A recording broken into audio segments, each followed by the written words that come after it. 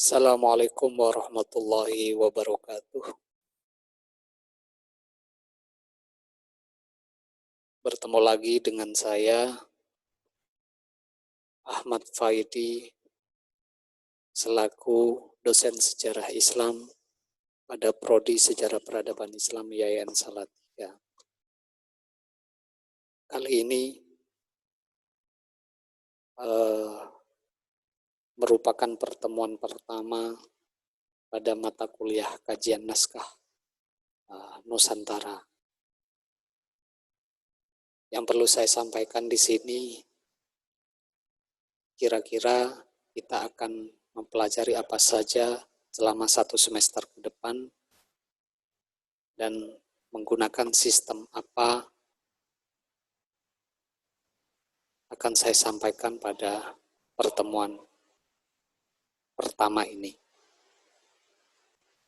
Sebelum kita masuk pada pembahasan silabus mata kuliah kajian naskah Nusantara sebagai salah satu mata kuliah pilihan di IAIN Salatiga, mudah-mudahan kita semua diberikan kesehatan baik jasmani maupun rohani, agar kita diberikan kekuatan untuk menghadapi situasi pandemi yang sedang menimpa kita semua dan saudara kita di berbagai pelosok dan penjuru dunia. Sekali lagi, mudah-mudahan kita senantiasa diberikan kekuatan baik jasmani maupun rohani, sehingga imunitas kita menjadi begitu kebal untuk menghadapi situasi yang semacam ini. Oke, terkait dengan mata kuliah kajian naskah Nusantara, tentu sesuai dengan judulnya, kita akan lebih banyak praktik membaca berbagai macam naskah Nusantara, contoh-contoh naskah Nusantara. Tentu mata kuliah ini bukan mata kuliah teori, tetapi lebih pada mata kuliah praktik.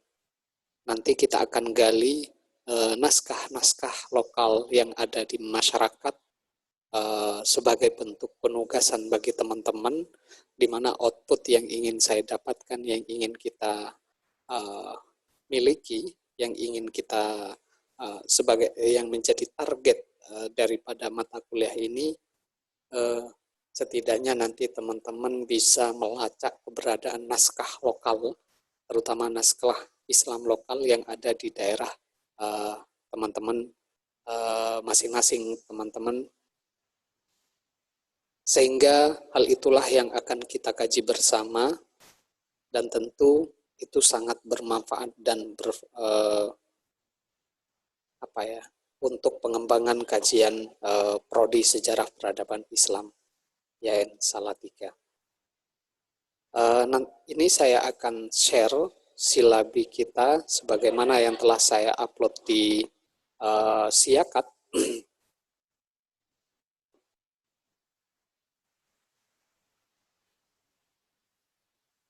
Di sini sudah saya upload ya.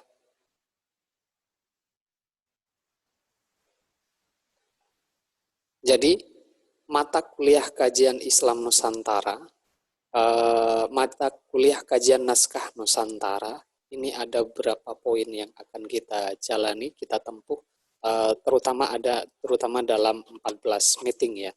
14 meeting dan 16 meeting sekaligus sama UTS. Yang pertama, tentu kita akan berbicara tentang pengantar. Apa itu kepentingan kajian ruang lingkup kajian naskah Nusantara, tidak hanya terbatas pada naskah-naskah berbahasa Jawa, tapi juga bisa kita kaji naskah-naskah berbahasa Madura, berbahasa Sulawesi, atau bahasa Bugis, bisa saja bahasa Bali, bisa saja bahasa daerah lainnya. Tetapi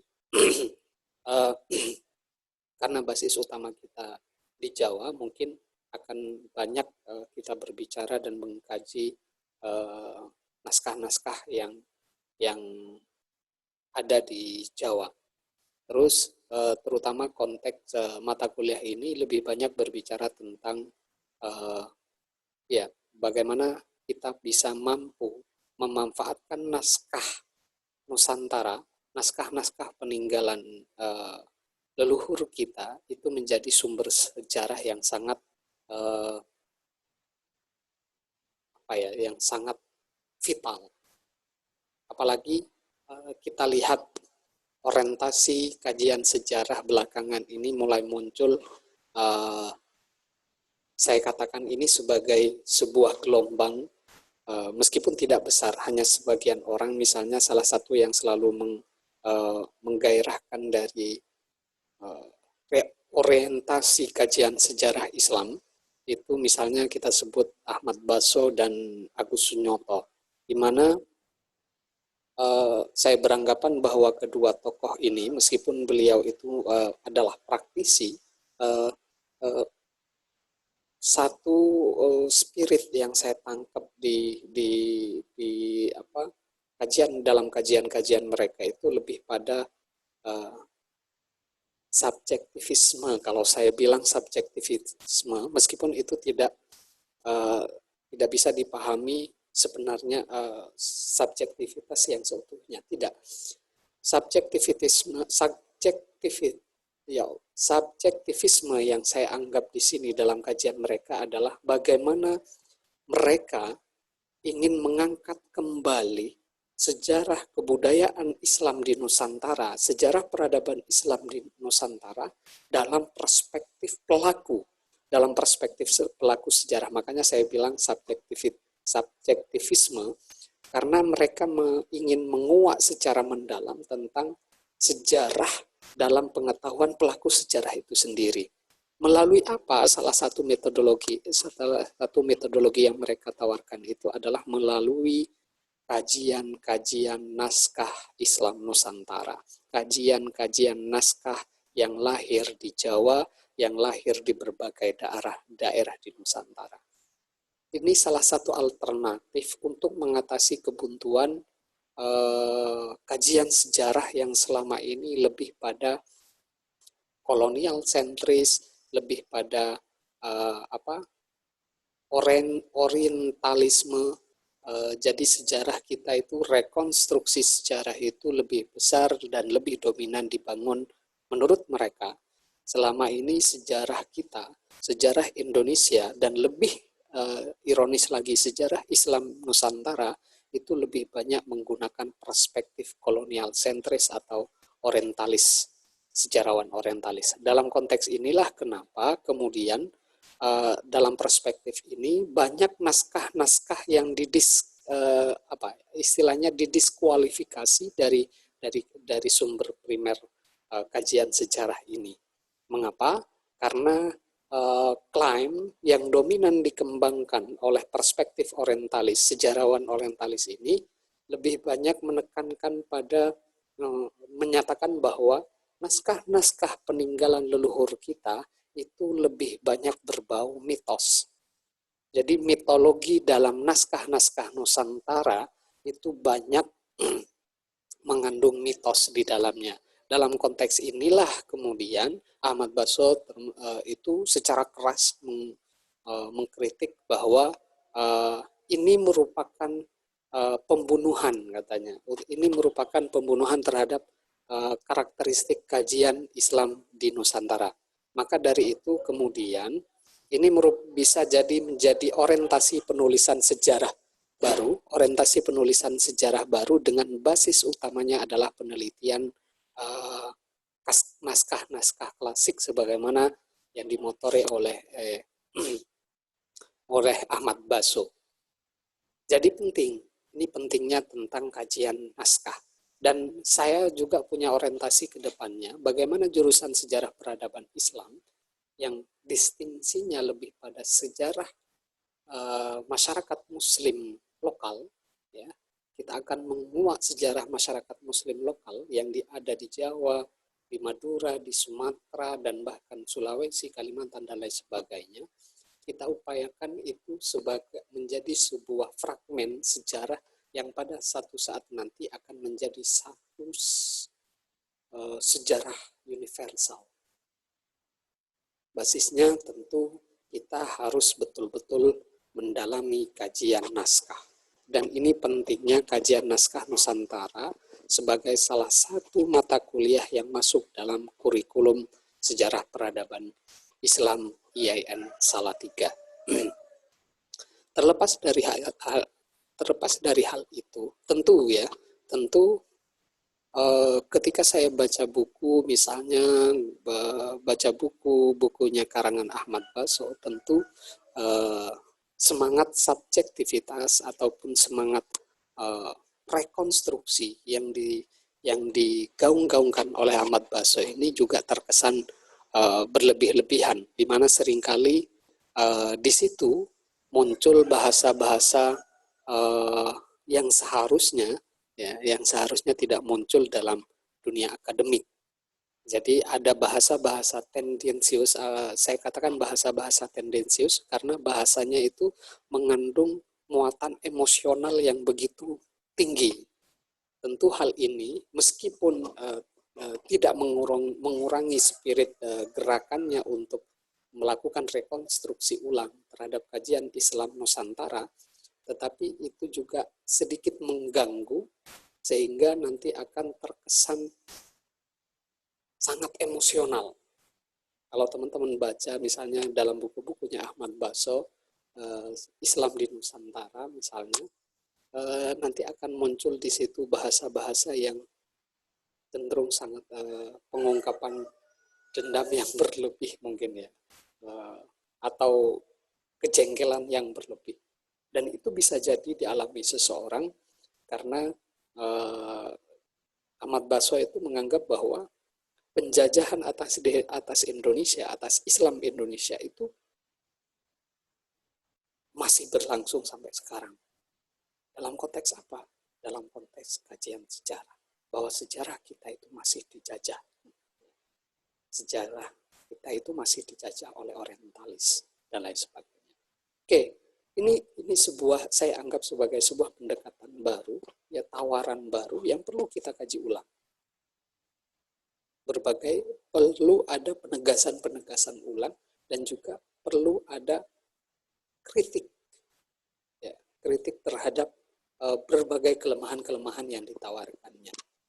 Nah, terlepas dari hal itu, disinilah letak pentingnya kajian naskah Nusantara, terutama dalam upaya membangun atau dalam upaya rekonstruksi sejarah Islam di Nusantara.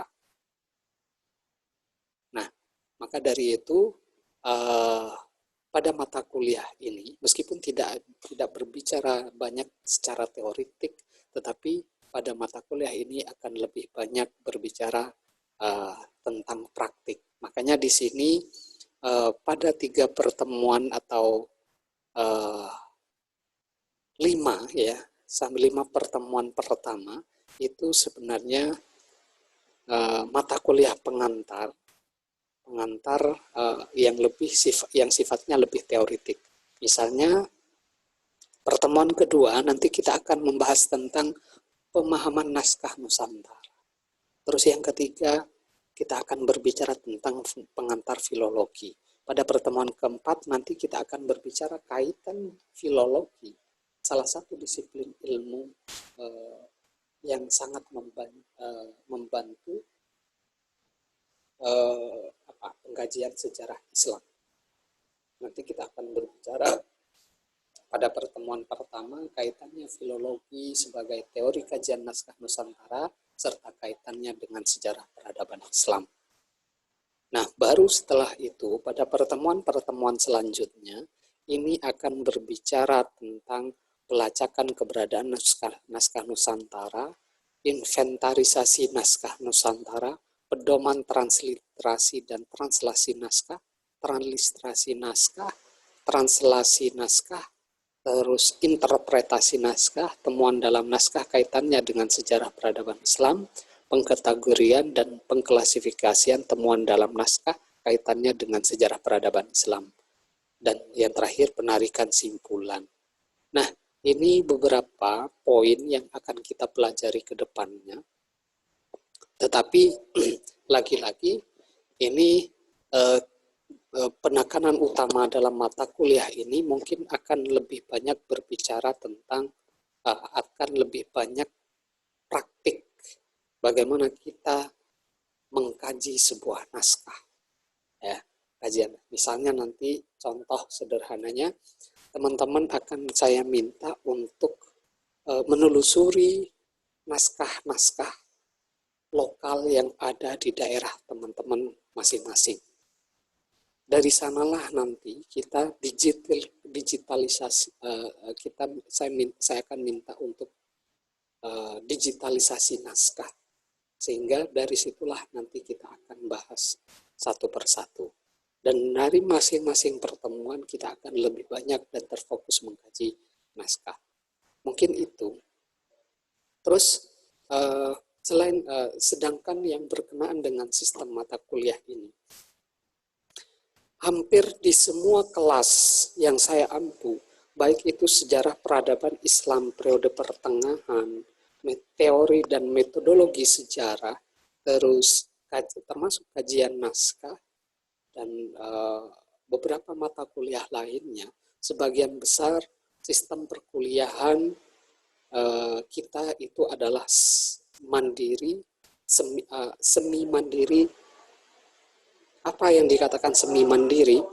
Sebagian besar metode yang saya kembangkan dalam mata kuliah saya itu adalah mandiri, tetapi terkendali. Ya.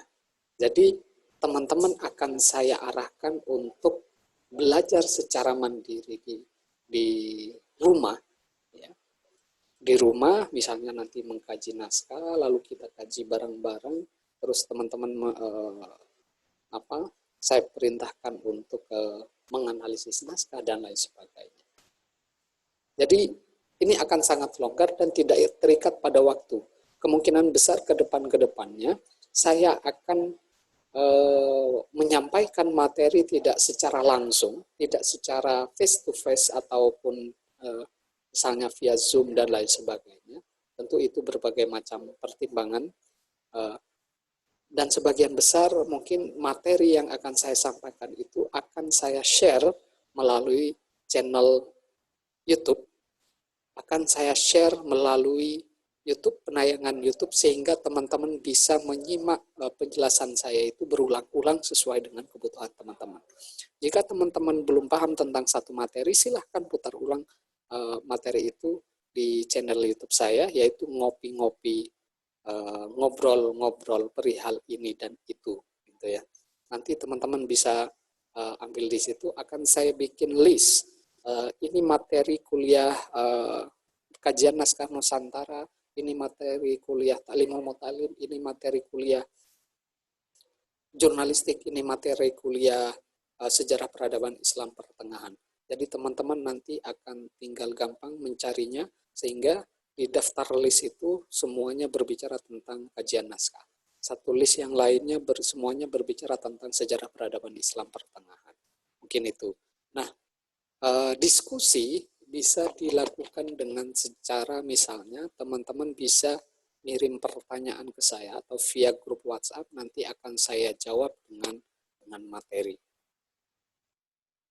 Kenapa ini saya katakan longgar dan tidak terikat jadwal? Karena saya share bentuknya YouTube. Teman-teman bisa nontonnya kapan saja, belajarnya kapan saja, tetapi nanti terkendali, teman-teman hanya punya kewajiban untuk absen, ya, absen dengan cara komentarkan nama dan NIM di bawah ini, artinya di kolom komentar pada video atau konten ini, dengan cara memasukkan nama dan NIM, dan yang terakhir adalah kesimpulan atau pemahaman sementara teman-teman tentang apa yang saya sampaikan dalam setiap pertemuannya, apa yang saya sampaikan dalam konten video ini. Gitu ya. Maka mungkin ini saja yang bisa saya sampaikan pada pertemuan pertama ini. mudah-mudahan bisa memberikan manfaat untuk teman-teman dan untuk saya pribadi. Terakhir, sekali lagi saya ucapkan mudah-mudahan kita senantiasa diberikan kesehatan, baik lahir maupun batin, sehingga kita dikuatkan, ditangguhkan dalam menghadapi cobaan pandemi ini. Wallahul muwaffiq ila aqwamit thoriq. Wassalamualaikum warahmatullahi wabarakatuh. Sampai ketemu lagi di pertemuan-pertemuan selanjutnya. Terima kasih.